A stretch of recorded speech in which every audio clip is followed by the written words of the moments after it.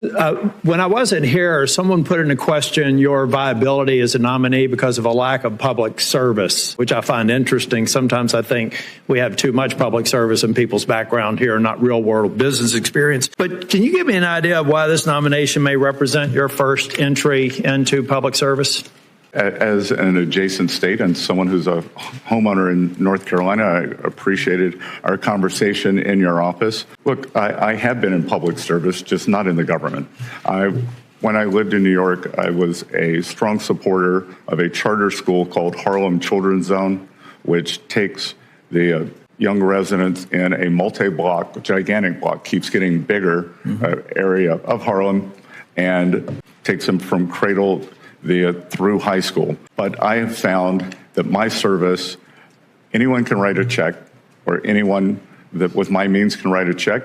What has been fulfilling for me is mentoring many of these young people. I'm still in touch with them today. I was also a trustee for Rockefeller University, one of the great research universities in the world. I was on the executive committee and chaired the investment committee.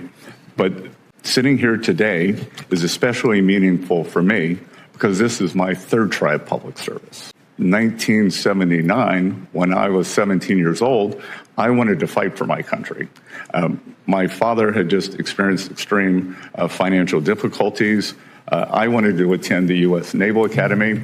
I was offered by our congressman in the 6th District of South Carolina an appointment, but was unable to take that appointment because of my sexual preference. I managed to go to Yale, worked several jobs to do that. While at Yale, I wanted to do public service and joined the Foreign Service. I was told also not welcome.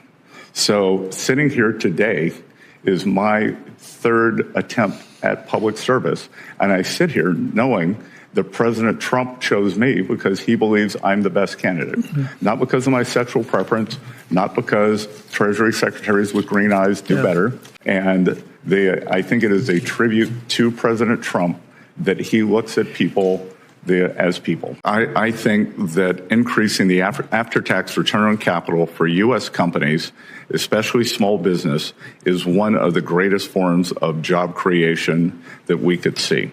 And to go back to your point on energy production, we've heard much here today saying that we are at a record amount of energy production, and we know that's a canard. We are barely above where we were in 2020, and if we were to look at the Department of Energy projections for 2024 and 2025, we are well below those. The past 4 years, we have seen U.S. production constrained, and part of a fulsome sanctions program would mean that we need more energy production in the U.S. to make up for the loss of sanctioned Russian oil to protect the U.S. consumer. Right.